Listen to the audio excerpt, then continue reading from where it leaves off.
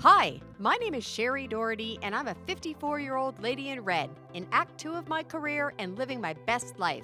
My perspective on life and behaviors have been governed by who I was as a child, who I became, and who I am still striving to be. People my age are beautiful, bold, confident, and full of wisdom, and truly, the encore of the story of your life is still when the best songs are yet to be sung. My mission in this podcast is to shine the spotlight on people like me, have real conversations about reinvention stories, and inspire you to continue to follow your dreams regardless of your age. I'm doing it for Daisy. Who are you doing it for? Good day and welcome to today's episode of the Encore Podcast. Today I am delighted to have with me a very special guest who is also one of my very best and closest friends that I have watched do this amazing transformational journey over the last couple of years. And we've never had the honest, real conversation about what that moment was that started the change in this new season for him. So I am very curious to learn about that today. I am very proud to introduce you to Thomas Schultz, who, as I said, is one of my dearest friends. He has an incredible story. Thomas has had a life and a lot of life. See, I don't know when to interrupt because I was so excited that whole time. I was like, oh my God, do I start now? Do I say now? Do I say Thomas now? Do I say Thomas now? Okay, wait. Okay. Welcome to the show, Thomas. Thank you. This is an honor, actually. When you first asked me, I got excited. And I was like, how is she going to edit out all the swear words that I throw in? But I'm going to try to be good. So It's okay. You can say swear words. You can drop an F-bomb if it's appropriate. It might happen. It might happen. It's might okay. happen. So, Thomas, as you know, the format typically is that I will ask you to tell us your story and your come-up story, what life was like growing up, whether something happened in the middle that maybe had you pause for a moment, or if you had a bounce moment, and then what your future dreams are like. And that's typically the format. I know you have a lot of stories, so I'm going to leave most of the talking to you. But let's start with, who is Thomas? Okay. Where did you come from? Where did you grow up? What was your life like? Any highlights or lowlights that you're willing to share with us? Oh, gosh, you guys got a couple days? Is honest? No, I'll cut this down to at least less than 3 days. No, I'm kidding. Gosh, grew up in Windsor. But before that, Amherstburg, like that whole deal. Is this where I'm starting? Do I start wherever you here? wanna Yeah, share, sure. Gosh, I think I can go back as like growing up in Windsor. That was a lot of fun in blue-collared Windsor. Go Spits. Yeah. How do we start? Dad got sick when I was very young. I think aneurysm, stroke. I always get confused with the two. I don't know why. But anyways, at like 35, Dad gets sick. Mom takes over the role of the house. 3 boys. Okay. Sounds like a challenge, I Yeah, think. it sounds like a big Right? challenge. So yeah, gosh, how do I even start that story? What was life like before your father got sick? I was 5 when my dad got sick. Oh boy, okay. So like all I remember, the little jokes I remember about my dad before the sickness is like, like they always joking around, always like the wrestling and always having fun, and my dad in his chair that he always sat in that you made sure you were out of when you got home from work kind of thing. Right. I remember that. Do you remember one time when you got a joke and you like play fake boxing with your dad? Yep. But he actually popped me in the nose one time. I fell out of the chair and I think my mom beat the shit out of him afterwards, but it was all a joke, by the way. It was all in fun. Yeah, and my dad, we were going skiing with some friends. I was 5, my brothers were like 12. I remember Dad getting carried into his van because he was a carpenter, laying carpet. I think I said that right? Carpentry? Yeah. Anyways, and I remember throwing him in the van. I remember him laying down, and the rest of like 7 years of my life was in the hospital. I'm going deep right now. Okay. This is where it starts. Yeah, and then from there, Dad being in the hospital, like Mom had to get another job because Dad's had his own company. So we all kind of had to like no insurance, no benefits. No, nothing. Nothing like that back then. Nothing. My dad owned his company, so there was no, he said no insurance, no nothing. My dad had to stop his brother. My Uncle Bill came in and tried to help out, taking over the company, which was another great man in my life. But like from there, it was just this thing and where it really had to come down to like, what do we do now? Right. With the family and stuff. And I could be off a little bit on the story, but I do remember because there was no insurance and because there was no thing, that it was almost like, where do we go from here? Mom getting a job, and then who's going to look over Dad while he's at home? And we put railings all over the house. Like, it's a big deal when you actually help your father go to the bathroom. For sure. So it changes life, Like, right? that changes you and forms you as a child. Definitely. 13, living at 10 wasn't a thing for me to go out and play with kids and stuff like that, right? Anyways, we go from there. I'm going to Reader Digest this. I think maybe it might be good. So I'll dig. So I don't when it's cry appropriate to over dig. this That's okay. microphone right now. Yeah, no. So my mom actually divorced my dad. And the only reason why is because we knew that the government could kick in and help my father get the medication and stuff he needed So I ended up my dad going into a nursing home at a young age. And the whole thing is my mom actually quit her job and got a job at that nursing home in the kitchen. Oh my goodness. So she could be with my dad all the time. Okay, that's enough to make you cry, right? I might a little Okay. bit, but So the moral of that is our system is so broken literally. that it is better for people to divorce someone they're still in love with so that they can get care and then also sacrifice and change their career so they can be close to said loved one Yeah. who's in a facility being funded by the government. Yeah. Wow. Yes, and we're going back. And this is only story one of Thomas's life. Oh, people. Yeah. So this is going back, but still, it was like, that shows true love, I think. Absolutely. And it was great, too, because my Aunt Robin, who's a crazy woman that I love to death, too, was married to my mother's brother. That's a whole other story. But she also worked at the same nursing home as my father. That's beautiful. So it was great. And then as time went on, I had meeting my friends from high school, and Nicole Sorrell, who was a great, great dear friend of mine, ended up becoming a nurse practitioner or whatever. Sorry, no, PSW. Okay. Started there, got a job. She made sure that she had a job at my dad's nursing home. goodness. She's now an ER nurse in Oh, my Windsor, like head of the goodness. deal. So she's amazing. But so all these things that came together that showed true love in my friends and family that were here. That was really great. Where are we at? Oh, dad in nursing home. Dad's in a Dad nursing in nursing home. home. Yeah. So after they did the surgery, dad started getting better. Okay. Better and better. And like as time goes on, like motor functions came back. These are things. I think I'm like 13 now. Okay. And my dad gets his own apartment. So he starts like building out his life. Things are good. He's living there for a couple years. Time goes on. My mother is still raising 3 boys. Right. And I mean, yeah, I'm surprised that she still has 3 boys. 'Cause I've met most of you, and you couldn't have been easy children. no, we were horrible little douchebags. That's what we were. And yeah, so I remember getting a job at 13, lying about my age, Okay. saying I was 16 because I was pretty tall. And I worked at this place called Boblo Island, which was an amusement park outside of Amherstburg. Now, for you people, I am apologizing because I literally operated the roller coaster at 13. Oh boy.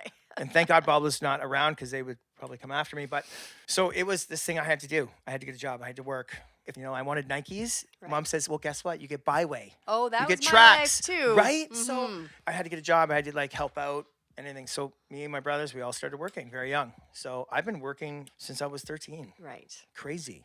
Okay. I don't know how I still have jobs, but no, I'm just kidding. Ah. Okay, where do we go from there? And you were not a great teenager by. No. So what was my kind of some of the gosh. trouble you? So let me just put it this way. Yeah. I actually know a lot of your stories. Yeah. And I hear 2 sides of you. So I hear you got in what would be perceived a lot of trouble. Oh. And did a lot of things. A lot of things. However, I also know you There's- to be very faith-based. There is another And side. you also spend a lot of time in the church. Right. And it's so how do those 2 things exist together?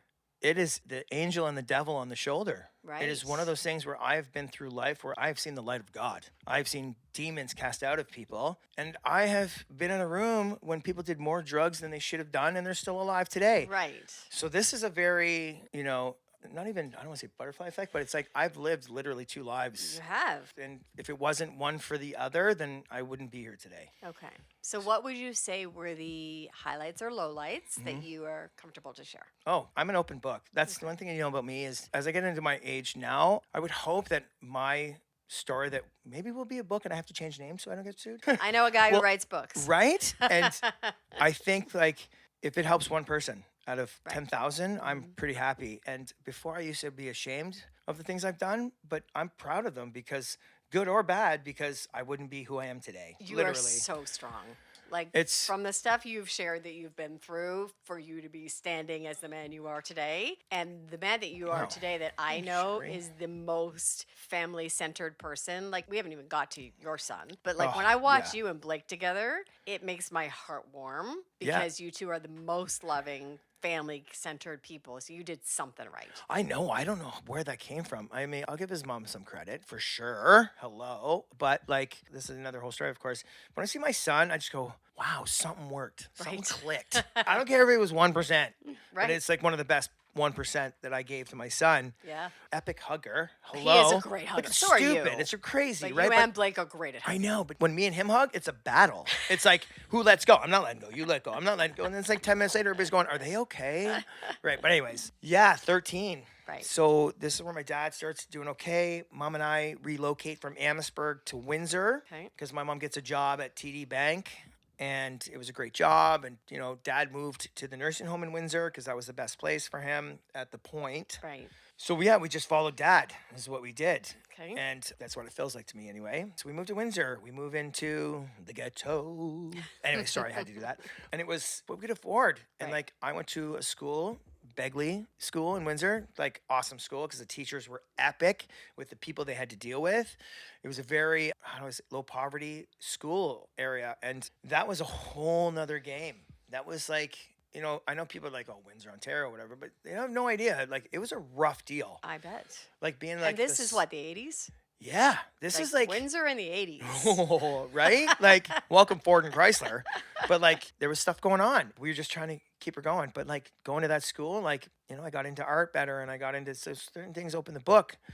Then we finally, mom got a better job and like, we moved a little, you know, mid-grade Windsor, which is still not that good. And I went to a better school, a little bit better school. And that's when I came into the faith. I was 13. Mom gets a new apartment. And Wendy Smale, God, I love this girl. She's so great. Anyways, comes across the street. She's like, hi, welcome to the neighborhood. I'm Wendy. This is my sister Melanie, you know. And they say, hey, we're going to youth group. Would you like to come? I have no idea what that means. Okay. I hear youth, I'm sure. I hear group. I'm thinking, sweet, gang, we're going to go hang out, drink. No, I'm just kidding. And I go to church. And it was something. It was something that, now I'm going to cry. No, it was something that really hit me. It was like the perfect time. And like, God always knows. Yeah, he does. God always knows. He's like, I'll wait for this one. And gosh, 12. Wow. 12, 13, Joel Samuel. Now I'm going to cry. Okay. People have saved my life. It was really hard because I was only 12 and I was already lost. Right. Like no dad and it's just hanging, you know, trying to help mom, going to see dad at the nursing home. It was a rough deal. I mean, the church was like the perfect time. Going to youth group, getting involved with these people, Church of God. It was like this small, maybe 75 people, full tilt. That was everybody on Walker Road. It was something. I used to get in the van. I remember they used to pick me up because I was the only one going to church at the time. And they used to pick me up in the elder van. Okay. So there's me and like all these 60-year-old and 70-year-old women dressed to the nines. And like I'm in the back, this little punk, you know, That's beautiful. trying to find the best outfit to wear. And I think that's why today, to this day, it's because of this church and that, like you always wear a sports coat to church. Always. I Absolutely. don't care what anybody says. I don't care how comfortable you are. People put a tie on for church. Anyways. If you're not dressing up for God, who are you dressing Who up for? you dress up for? It's like literally. Anyways, that's a whole other story. My life really changed. I went powerhouse. Like I was like carrying a Bible to school Yeah, at you 12. told me you were deep in. Yeah, man. The highlights sticking out of my pocket for those verses and stuff. Oh my God. We already figured out when Revelation was going to happen. We were way off, but we were hoping when that was going to happen. Yeah, it was something. And I think that was the perfect time because, as they say, it creates that foundation, right? Where the roots got to grab onto. Because if there's no foundation, how do you build a home? Right. You know, it's one of those things. And that's what started it all. And like as time went on, I was a big Bible thumper. I went to 2 churches. I went to church on Sunday twice. Mine and my girlfriends, because yes, I dated the pastor's daughter. Good for you. She was awesome. Anyways, great people, great family. And that was another church that I went to. So it got to a point where my eyes were open, wide open. And knowing that where my life was at, this was like the perfect time, as I said, foundation to build. And it was amazing. The friends and people I found. So beautiful that you had that foundation because the road wasn't easy. No. Some other times. 'Cause- And I know you've swayed and had lots of temptation Let me tell you, and call it sin, whatever you want to call it. You've been there. I was a I hope foul you buck. don't mind me saying that. I was a foul buck. But as you the church have would say. your foundation to come back to. It was. Always rooting you and honestly protecting you because I've heard some of the things you've done that have been potentially very dangerous. Oh my gosh, yeah. Or put yourself in dangerous situations, but you're still standing here. Yeah. So those roots must be strong. It was. And it started as time went on. It was always in the background. Even though I got older and I kind of fell away from the church, those people were always there. To this day, Joel Samuel, my other mother on Sunday, still to this day texts me to make sure I'm right with God. That's beautiful. She's never let go. And she was the only one when I was away that put the prayer in. See, back in our day, we used to write a piece of paper who the pastor would pray for over on Sundays. And for the last 20 years, she has put my name in that envelope. Gosh, that's beautiful. To this day. I love that woman. But I like anyways, that. so of course, as time goes on, I start to fall and I turn 19 and my dad passes. Oh, We get the call, you got to come home now. You Right. got to come to the nursing home. You got to come to the nursing home. That's where dad looks us how in the old was face. he? Dad, 47, my father passed. So young. 40. Right now, holy shit, Right. I'm 47. Did you just realize that? Right now. Oh, okay. So, and the whole, right now on your So, show, I just had a huge As of eye now, opener. you have lived longer than your father. Yeah. So with all the things, wow, Share, like we just hit something here. We did. Yeah. Yeah, my dad was at my age right now when he passed. Holy shit. You can take a moment. On the show. That's pretty good. No, kudos to my dad. He fucking lived large. Didn't matter. You know what is funny?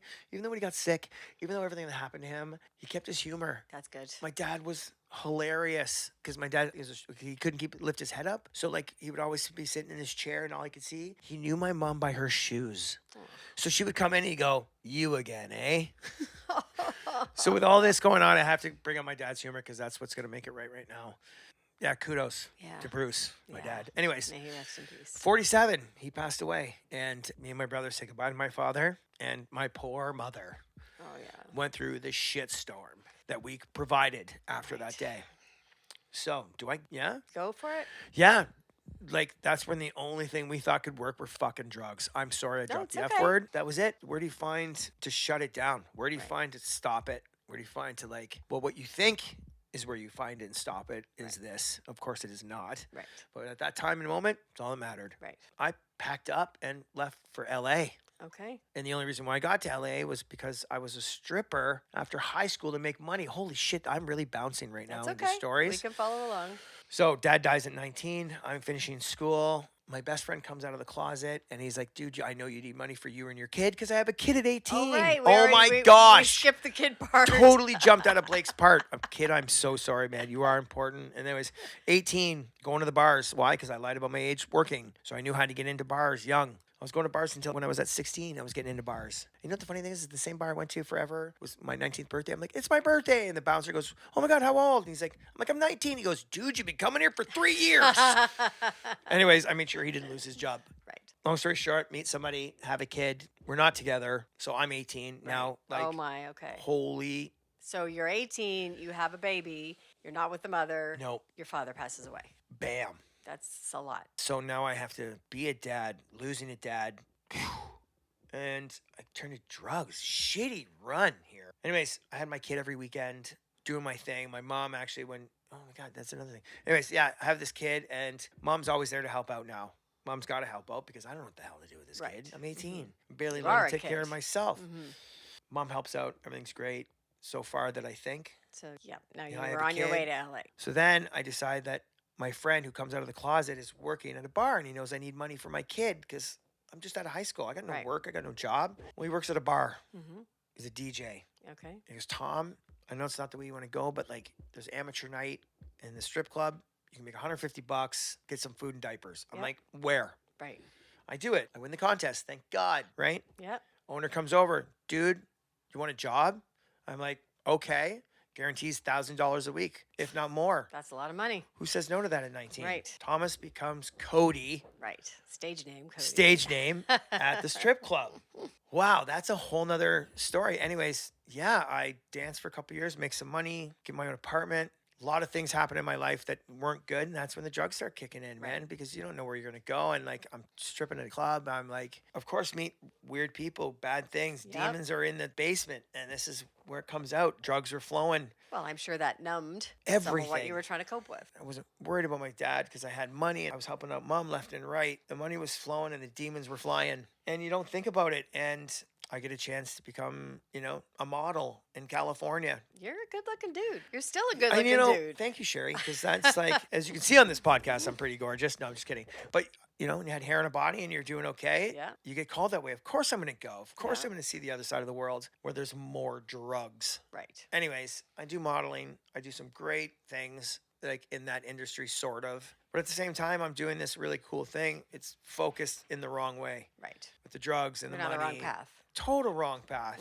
But if it wasn't for the gentleman that was helping me out in the States, Norman Niffen, if it wasn't him for being a gentleman and saying, like, listen, you're not going to be pretty your whole life. Right. You got to do something, man. You got a kid. This ain't the way to go. And I've been drawing and sculpting my whole life. Yep. Painting and stuff. And he goes, why don't you become a hairdresser? I was like, you want me to move back to Windsor, Ontario and be a hairstylist? Are you kidding me, right? Doesn't matter. I stopped doing pictures and I focus on doing hair. Did El Sassoon for a little while in Los Angeles. And I have to say that was the first wake up. That was the first wake up going, I can do something. Right. I don't have to ruin myself to do something. I can actually do something Right. and like use my talents in the right way. And like I'm now going to insure my hands because they've saved my life Right. many times. But I started doing hair and that was it. I was like in love. I was like, this is it. So yeah, and I moved back home. Amazing. After 3.5 you found years. something you were passionate about Yeah. that was a healthier path. Way Way healthier. Mm-hmm. Yeah, I got into hair, moved back to Windsor. Now we're looking at, I'm like 21. Okay. 21. Oh my God, we got a long time. That's a lot of life by 21. Already, I know, right? This is definitely a 2-part movie. And I got into hair. I went to the top salon that I knew of in Windsor, and I said, listen, I hear you're the best. I want to work for you. He goes, you start on Friday. Okay, great. Good for you. 3 years I'm with him. Okay. You know, I mean, somewhat the drugs are still there. You know, the partying's still there, but I'm working. Now I'm trying to like really wean one off to become the new drug is hair. Okay. And yeah, I started doing hair. I was there 3.5 years. Then I met some awesome guys, Mike and Corey. Like they were other guys that worked for other stylists. Actually, Mike was my hairdresser for a while. Okay. And then the three of us found our way together and they opened Cabello Hair Salon. So it was like us three together. And then we opened a salon. Okay. And that went on for years. And it was amazing. Top salon in the city. Nice. Like we were just on top of the world. Things were great. But there's always that undercoat of, you know, the devil on my shoulder kept creeping his way in. So as I was working at the best salon in the city, doing really, really well, that little drug devil that was still there kind of like put a kibosh on that. Okay. And that kind of won. And I had to leave. Okay. So I moved to London, Ontario. And this is funny because when I got back from LA, I had bought a condo, I had bought a car, and I was living large. I had it all. Literally had the loft apartment with the Jeep at the best salon, and devil got in, man. Okay, And he like took me down, and I lost all He's of not it. quiet. No, I lost all of it. And it was in the middle of the winter. I had to move into my mother's garage Oh boy. by a power cord to keep my energy and heat in. And of course, now my son is nowhere around me because I've lost all that. So I decided to leave Windsor. Okay. And I moved to London. London is the bigger version of Windsor. Sorry, London, but it is. Anyways, I try to do better. I try to find my way, you know, meet some great people. You know, I dated a great woman there that was really trying to help me out. And Lisa, you're awesome. And again, still under the undercoat. He just kind of like snuck his way in again. And you know how the devil works. He gets you. He gets you good. Gotcha. So then I got to go cold turkey. I'm like, I'm out. Doesn't my mom not pick up me and my brother? Because now my other brother Terry is like in the shitstorm as well as I am. And we decided to quit cold turkey and go to Muskoka. Okay. My mother and us had grew up in Muskoka every summer, going there and get a cottage every summer. Always at the same place for the last 30 years. We've been going to this place. This was, of course, before my time. Brother and I, we go there cold turkey. Nothing. So we're there for the first week. The family comes for the second week. That was a week. I bet. That was a That's week. detoxing for two people. Yeah. So watching all this. Anyways, of course, my brother can't handle it halfway in and decides to hitchhike all the way home. Okay. From Muskoka to Windsor. And kudos to Terry because he did it. But not at the right time. Right. Not at the right moment. Family comes the following week. My son comes. I haven't seen him in 3 years. Oh boy. Okay. And the first thing he says is like, get the fuck away from me. I don't want to ever see you again. Oh no. You take that energy Yeah. and you reverse it. Yeah. Because that was the second call of when I knew it's not worth it. Right. Not worth it. And by the end of that week, we were inseparable.